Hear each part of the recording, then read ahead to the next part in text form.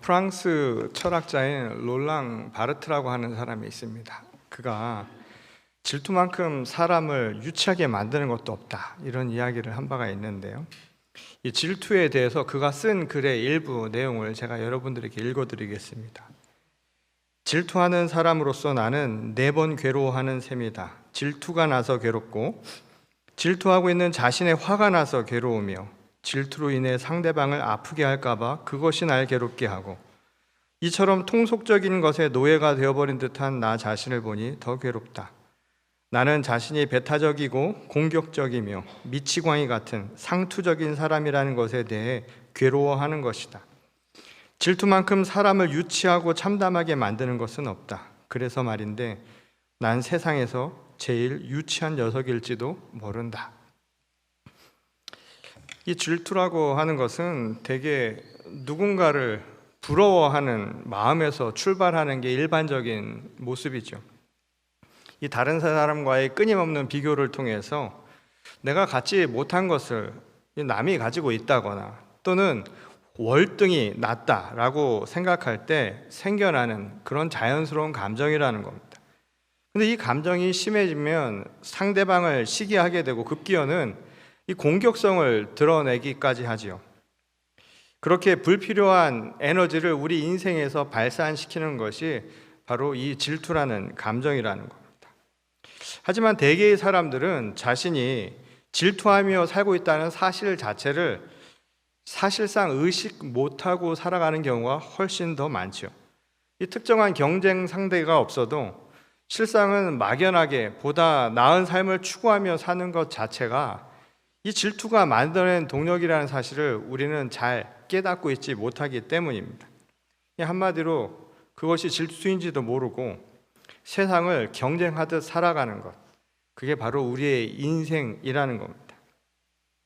근데 그렇게 질투의 힘으로 세상을 살아가다 보면 그 끝에서는 항상 허망함이라고 하는 것이 우리를 기다리고 있는 게 인생의 특징이죠.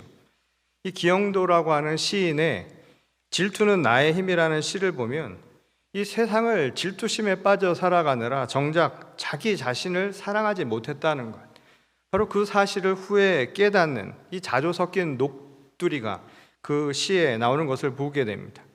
이 경쟁에서의 우위를 마치 삶의 전부처럼 여기고 살아가다가 어느새 자기 삶의 가장 중요한 부분이요, 결국은 자기 자신을 사랑하지 못했다는 것, 그 불행이라고 하는 것을 어느 순간 깨닫게 된다는 거예요.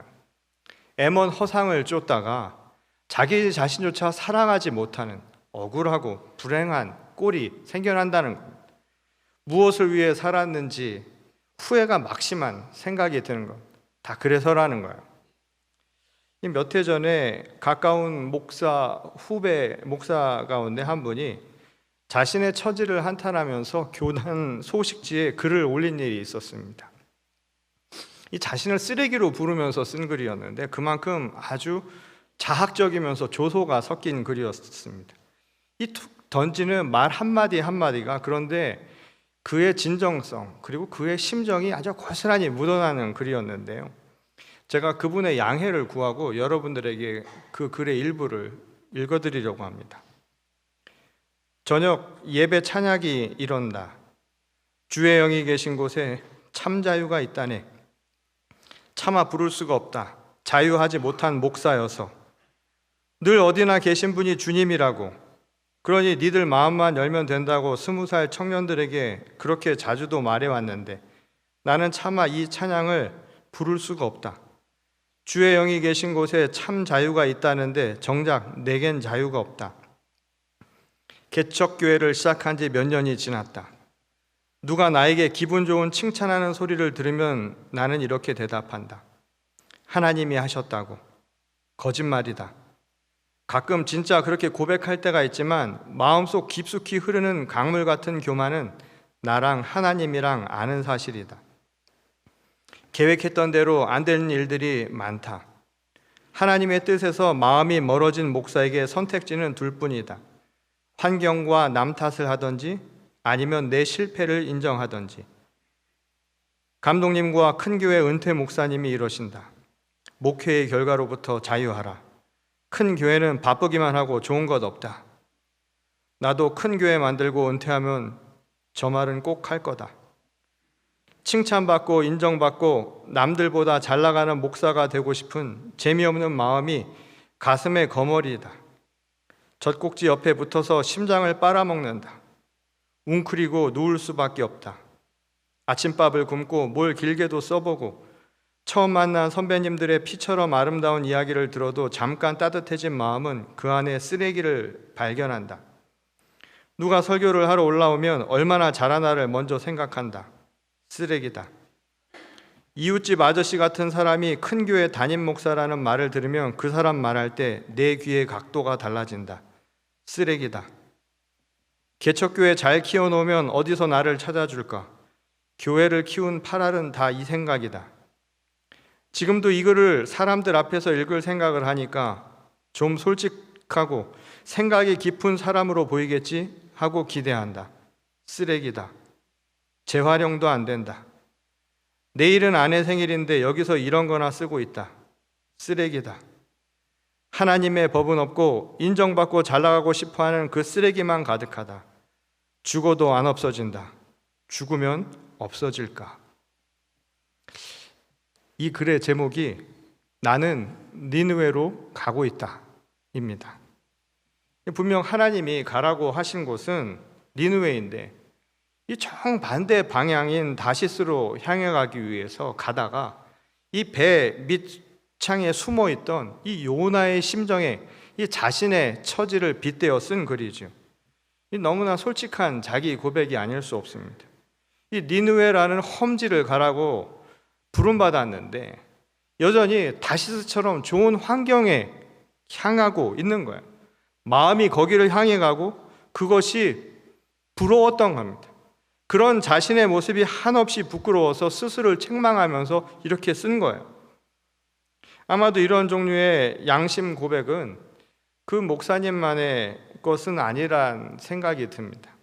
정도나 성격은 조금씩 다르겠지만 이 대부분의 많은 사람들이 현실 속에서 이와 비슷한 심정을 갖고 살아가고 있기 때문입니다. 이 갖지 못한 것에 대한 질투심에 사로잡혀 있거나 아니면 그 질투를 동력으로 삼아서 끊임없이 자신을 채찍질하며 더 높은 곳을 향해 올라가려고 하는 것. 어쩌면 그건 우리 모두의 모습일 수 있다는 거예요. 하지만 그로 인해서 아주 중요한 것도 놓치고 있지요. 후배 목사의 경우처럼 질투심에 빠져 있다 보면 궁극에는 섬김의 대상이 뒤바뀌어 버리는 상황이 발생을 합니다. 섬김의 대상이 되어야 할 영혼, 그 영혼을 사랑하는 일에 매진하기보다 영혼이 아닌 숫자에 더 매달리는 모순에 빠질 가능성이 굉장히 크기 때문입니다. 그것은 하나님의 부르심이 아니라 세상의 유혹에 더 마음을 두고 살아가는 모습이라 해도 틀리지 않다는 거예요. 근데 왜 이런 일이 생겨날까요? 그 원인은 아주 자명하죠. 이 목회자 자신이 믿음을 통해 궁극적으로 구하고자 한 것, 그것이 하늘의 상급이 아니라 이 땅에서의 보상이었기 때문일 겁니다. 시선을 하늘에 둔 게 아니라 여전히 땅에 두고 살아가고 있기 때문이라는 거예요. 그것은 대부분 신앙인들도 마찬가지죠. 이 한마디로 이것은 질투해야 할 대상, 그것이 무엇인가를 우리에게 다시 한번 일러주는 말이 아닐 수 없습니다. 정말 하나님을 믿는 삶이 가장 궁극적인 목적이라면 정말 하나님이 우리를 용서하셔서 우리를 구원의 길로 인도하시는 것, 그러한 믿음을 가지고 살아가는 것이 우리의 삶이었다면 정말 우리가 구하는 것이 하나님의 그 나라에 들어가는 그 구원을 우리가 꿈꾸는 것이라면 부끄러워해야 할 대상이 달라져야 한다는 거예요. 이 믿음 없음을 오히려 부끄러워해야죠. 하나님이 기뻐하시는 그 일을 제대로 완전히 하지 못한 것, 그것을 부끄러워해야 한다는 겁니다. 그러니까 우리가 질투해야 할 것, 그것도 달라져야 할 수밖에 없다는 거예요. 정말 하늘의 상급을 구하는 자라면 당연한 일이라는 겁니다. 탕자의 비유로 알려진 오늘 누가복음의 본문 이야기 속에서도 이와 비슷한 상황에 있었던 한 사람을 우리가 찾아보게 됩니다. 바로 돌아온 동생을 환대하는 이 아버지를 질투심에서 바라보았던 형의 이야기죠. 이 탕자의 비유는 제목에서도 알 수 있듯이 이 제멋대로 집을 떠나서 받은 유산 다 탕진하고 이 아버지의 집으로 되돌아온 이 동생에게 주목하는 경향이 있지요. 반면에 형은 비유의 이야기에서도 그렇지만 실제 이 이야기를 읽는 우리들조차도 주목을 크게 하지 않는 인물처럼 여기는 상황입니다. 어쩌면 이러한 소외감이 형에게는 질투를 불어일으킨 아주 중요한 원인이 되었을지도 모르죠. 여하간 돌아온 동생을 위해 성대한 잔치를 벌이는 아버지를 옆에서 지켜보는 형의 심정은 아마 복잡했던 것으로 보입니다. 늘 그렇듯이 묵묵하게 자신에게 주어진 그 자리에서 맡겨진 일에 충실했던 형은 느껴보지 못한 아주 놀라운 환대였기 때문이었습니다. 이 맏아들로서 아버지를 봉양하고 집안을 세우는 이 책임을 다한 이 듬직한 형은 이 다시 돌아온 아우가 반갑기도 했지만 이 기대보다 뜨겁게 그를 맞이해주는 이 아버지가 좀처럼 이해가 되지 않았던 것이죠. 아버지에게 순종하면서 일에만 매진을 하느라 정작 자신은 마음 편히 놀아본 적도 없는데 자신의 처지와 비교를 해보니까 정말 말썽쟁이일 뿐인 이 동생에 대한 질투심이 한꺼번에 폭발해 버렸던 겁니다. 만일 여러분들이 이 극 중의 인물이 형의 입장이라고 한번 생각을 해보십시오. 아마 그의 심정이 충분히 납득이 갈 거예요. 인간적 감정으로 본다면 당연한 반응일 수 있을 겁니다. 근데 이러한 상황이 왜 생겨날까요? 그것은 일종의 우리 신앙에서도 찾아볼 수 있는 현상이라고 할 수 있습니다. 우리가 흔히 업적 신앙이라고 하는 것이 바로 그 원인 중 하나라는 거예요. 그것은 모든 것을 자기가 행한 대로 거둔다라고 하는 생각입니다. 문제는 그 기준도 자기 자신의 판단에 의해 결정하려 한다는 거예요. 말하자면 옳고 그름이라고 하는 것의 기준을 자기 자신에게 두는 것이죠. 그 결과 늘 자신은 의로운 사람이고 반면에 자신의 기준에 해당되지 않는 사람, 미달하지 않는 사람들은 말 그대로 죄인이나 쓰레기처럼 취급하는 것이 바로 이 업적 신앙이 가진 특징 가운데 하나라는 겁니다. 그러고 보면 오늘 이 비유의 핵심도 두 아들이 무엇을 했는가, 그들의 업적이 무엇인가에는 관심이 없었죠. 그러니까 그들이 행한 결과로 그들이 무엇을 얻었는가, 그 보상도 이 이야기의 주요한 핵심 내용이 아니라는 거예요. 다른 말로 바꾸면 이 이야기의 핵심은 우리의 시선에 대한 이야기를 다시 한번 일러주고 있습니다. 다시 말해서 내가 이 땅에서 행한 것, 그리고 그것으로 거둘 수 있는 이야기를 하는 게 아니라 바로 하늘의 이야기를 하고 있다는 거예요. 그러니 우리 시선도 땅을 볼 것이 아니라 하늘을 보라고 이야기를 하고 있죠. 하늘로부터 오는 상급이 무엇인가? 곧 하나님께 눈을 들어 보라는 이야기인 겁니다. 그것은 예수께서 이 비유를 통해서 당시 시세 상황을 비판하려 했던 그 의도와도 아주 밀접한 연관이 있음을 알 수가 있습니다. 실제 이 비유에 등장하는 이 형은 이 당시 세리나 창기처럼 죄인 취급을 받았던 사람들, 근데 그들조차도 구원의 길로 인도하신 예수님, 그러니까 그들을 용서하신 예수님을 비판적으로 바라봤던 바로 유대 종교 지도자들을 빗댄 모습이라는 거예요.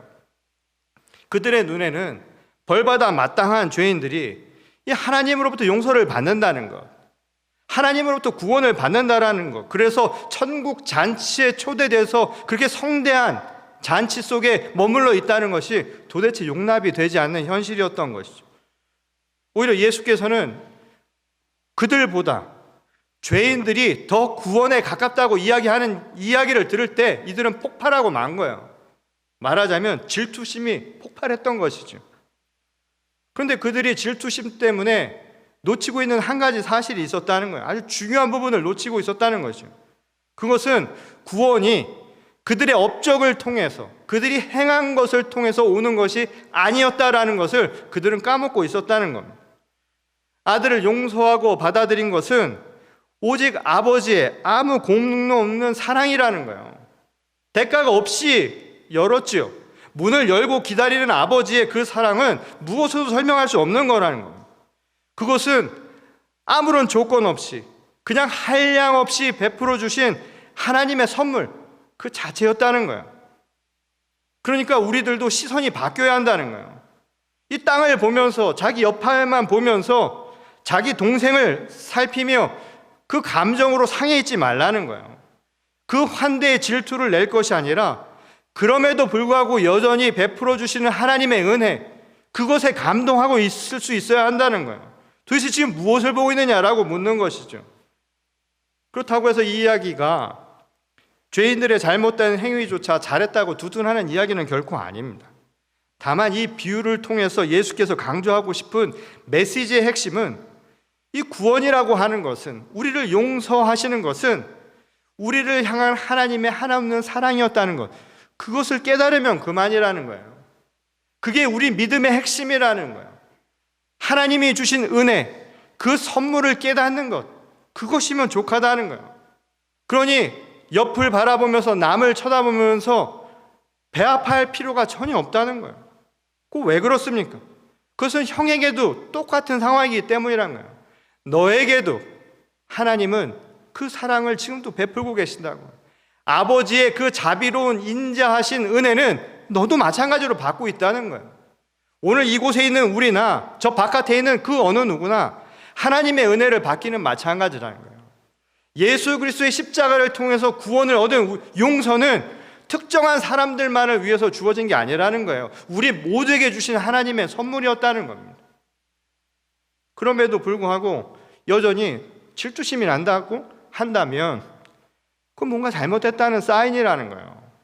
그것은 믿음을 통해서 구하는 게 다르기 때문이라는 거예요. 여러분, 믿음을 통해서 우리가 구하는 것은 결국 하나님으로부터 받는 것 아닙니까? 근데 하나님이 우리를 사랑하신다라고 하는데 더 이상 뭘 바라느냐는 거예요. 지금 여전히 질투심이 나는 것은 하늘로부터 받는 상급이 우리의 궁극적인 목적이 아니라 여전히 우리들의 관심은 이 옆에서 일어나는 것, 현실 속에서의 보상을 생각하고 있기 때문이라는 거예요. 그 이외에는 그 이유를 설명할 방법이 없다는 것이죠. 이것은 광야 생활을 마치고 가나안 땅에 정착한 이스라엘 백성들의 삶에서도 나타나는 모습이었죠. 이스라엘 백성들이 가나안에 들어간 이후로 그들의 신앙은 이 광야 시절보다 결코 나아졌다고 말하기 어려운 모습이었죠. 사실 광야 생활에서 벗어나서 그들이 정착 생활을 시작했다는 것은 보다 비옥하고 풍요한 삶을 살 수 있는 조건이 있었다는 것을 의미하는 거예요.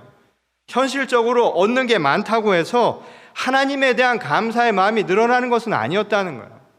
내가 살만하다고 해서 내 신앙이 더 깊어지는 것은 아니었다는 거예요.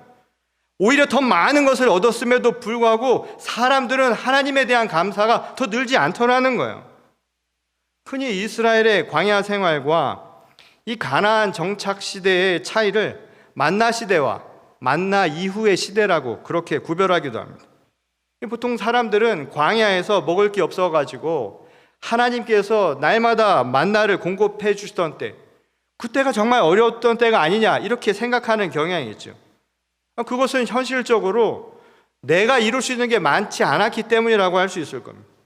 이 사람이라는 게 자기가 뭔가 거두지 않으면 자기 것이라고 생각하지 않는 경향이 있죠. 말하자면 자기 업적이라고 하는 것, 성취감이라고 하는 게 굉장히 중요한 부분이 되었다는 거예요. 그러다 보니 자기 자랑도 없는 거예요. 내가 거둔 게 없기 때문에. 이 사람이라는 게 희한한 감성이 있어요. 심정이라는 게 이상한 게, 행복이라고 하는 그 감정도 다 잘 살 때 느끼지 않는다는 거예요. 희한하죠. 물어보면 어느 때 행복을 느끼냐고 하면 다 잘 살 때가 아니라 남보다 잘 살 때를 행복하다고 생각해요. 다 못 살아도 나만 잘 살면 거기서 행복감이 있습니다. 오히려 그것을 더 행복감이라고 엮인다는 거예요. 근데 광야 생활이라는 것은 그런 자기 업적이나 자기 결실이라고 하는 것을 내세울 만한 세상이 아니었다는 거예요. 대신에 하나님께서 조건 없이 날마다 베풀어 주시는 생명의 만나, 여기에 전적으로 의존하며 살았던 시기였죠. 그만큼 하나님께서 모든 것을 주시기 때문에 그에 전적으로 의지할 수밖에 없는 삶이었다는 거예요. 그러니 자신의 업적으로 산 것이 아니라 결국은 하나님의 은혜로 산 거예요. 그리고 그것을 온몸으로, 피부로 경험하며 살았던 시기가 바로 광야 생활이었다는 것이죠. 반면 가나안에 들어선 이후 이스라엘은 더 이상 만나를 먹지 않아도 되는 상황이 되었습니다. 스스로 땅에서 맺은 소출을 통해서 생존하게 되었다는 거예요. 그것이 오늘 본문 말씀의 이야기이죠. 이제 자기가 행한 대로, 자기가 거둔 그 결과를 고스란히 안고 살아가는 시대를 살게 되었다는 겁니다. 근데 그것이 우리에게 가져다 준 역설적인 현상은 더 이상 하나님의 은혜를 구하지 않게 됐다는 거예요. 그리고 삶의 중요한 판단을 자기가 행한 결과에서 찾기 시작을 했다는 겁니다. 그래야 먹고 사니까 당장 입으로 들어가는 결실을 얻기 위해서 내가 어떠한 능력을 가졌는가, 내가 어떠한 것을 만들어냈는가가 삶의 중요한 기준이자 목표가 되었다는 거예요. 그리고 그때부터 사람들에게 나타난 현상이 누가 더 많은 것을 거두었는가, 여기에 관심이 커져가기 시작했다는 거예요. 바로 그 과정에서 나타나는 게 질투의 감정도 그래서 나타났다는 겁니다. 롤랑 바르트의 말처럼 너도 나도 유치해지기 시작한 거야. 유치해진 거예요. 그 말은 결국 뭘까요? 우리 신앙이 유아적 수준을 벗어나지 못했다는 겁니다. 하나님을 바라보는 것이 아니라 이 땅에서 그저 그 작은 것 하나를 가지고 싸우며 살아가는 아주 유치한 수준의 상태가 되어버렸다는 거예요. 오늘 구약의 본문 말씀을 보면 광야 생활을 마무리하며 여호수아와 이스라엘 민족이 이 길갈이라고 하는 것에 머물러서 할례를 행하고 유월절 제사를 드렸다라고 그렇게 기록하고 있죠. 근데 이 두 가지 행사의 공통점이 한 가지가 있죠. 그것은 지금까지 만나를 내려주신 하나님, 그 하나님을 향한 전적인 믿음을 재확인하는 과정이라는 거예요. 이 광야 생활을 통해서 우리를 지키시고 인도해 주시고 보호해 주신, 그래서 우리 생명이 하나님께 달려있다라고 하는 우리 믿음의 고백을 행한 자리였다는 겁니다. 따라서 지금 우리가 구해야 할 상급이 무엇인가, 오늘 우리 신앙의 핵심이 무엇인가를 다시 한번 결단하는 자리였다는 거예요. 그것은 바로 하나님에게 내 모든 것을 맡기고 우리의 모든 상급도 하늘로부터 온다라고 하는 그 믿음을 재확인하는 것이라는 뜻입니다. 이것이 우리의 신앙 고백이고 우리의 신앙 결단이라는 뜻이라는 거예요. 근데 흥미로운 건 이 행사를 가진 길갈이라고 하는 곳의 지명이에요. 그 뜻을 오늘 본문 말씀 9절에서는 이렇게 풀어서 썼습니다. 수치를 너희에게서 떠나가게 하셨다. 이 길갈이라는 말은 떠나가게 했다라는 의미라는 거예요. 이제 하나님의 전적인 주권을 인정하고 정말 하늘의 상급을 구하면서 살아가는 자라면 이 땅에서의 것을 보는 것이 아니라 하늘의 것을 구하며 살아가는 자라면 더 이상 유치한 그런 질투에서는 벗어나야 할 때라는 거예요.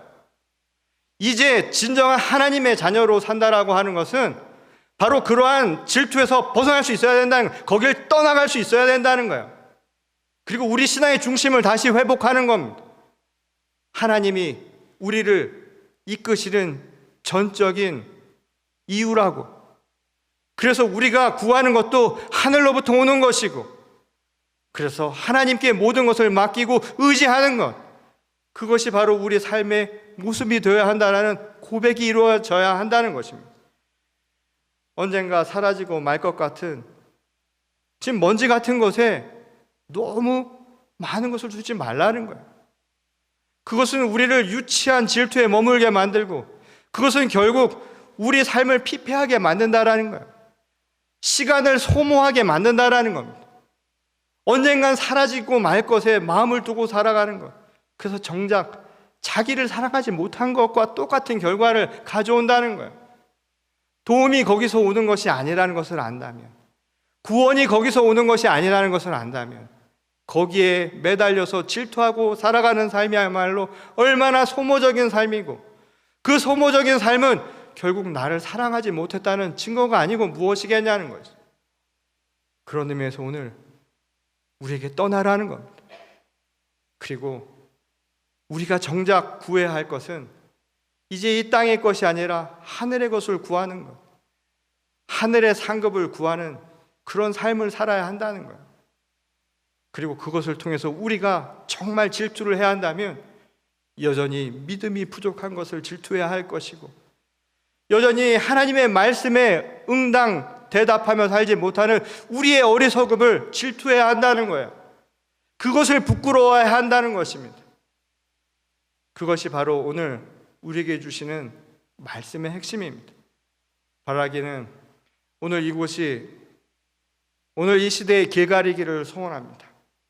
오늘 이 길갈에서 여러분들은 지금 함께 예배를 드리고 있는 거예요. 그리고 오늘 이 시간이 예배를 통해서 하나님 우리에게 말씀하고 계십니다. 떠나가라고. 옛것에서 떠나서 이제 거룩한 질투를 행할 수 있는 하나님의 신실한 자녀들이 다 될 수 있기를 소원합니다. 그래서 우리가 맞이하는 세상은 유치함이 아니라 거룩함으로 가득한 하나님의 복된 하루를 날마다 살아갈 수 있는 저와 여러분 모두가 될 수 있기를 주님의 이름으로 간절히 축원합니다. 우리 다 같이 기도하겠습니다. 아버지 하나님 감사를 드립니다. 오늘도 복된 하루를 살아가기를 소원합니다. 그럼에도 불구하고 여전히 우리는 세상의 것에 눈을 두고 살아가고 있는 것은 아닌가. 옆에 누군가를 바라보면서 거기에서 질투심을 느끼며 살아가는 것은 아닌가. 그것이 우리의 삶을 얼마나 허망하게 하고 시간을 얼마나 무의미하게 만드는가. 결국 그것이 나를 사랑하지 못하게 만드는 원인이라는 사실을 새카맣게 잊고 살았는지 모릅니다. 오늘 이 시간 하나님의 말씀을 통하여서 고백하기를 원합니다. 이제는 하늘의 상급을 구하는 자가 되게 하여 주시옵소서. 이 땅에 헛된 것을 구하는 것이 아니라 하늘의 것을 구하며 하나님의 말씀 가운데 거듭나는 주의 거룩한 성도들이 되게 하여 주시옵소서. 거룩한 질투가 우리 삶의 진정한 힘이 되게 하고 동기가 되게 하셔서 하나님 믿기 위하여 하나님의 말씀 속에 거하기 위하여 날마다 수고하고 노력하는 주의 거룩한 교회와 성도가 되게 하여 주시옵소서. 오늘 이 시간 길갈과 같은 이 예배를 통하여 하나님 앞에 간구하올 때 하나님께서 우리의 기도를 들으시고 응답하여 주시기를 간절히 소원하며 살아계신 우리 주 예수 그리스도의 이름으로 감사하며 기도드렸습니다. 아멘.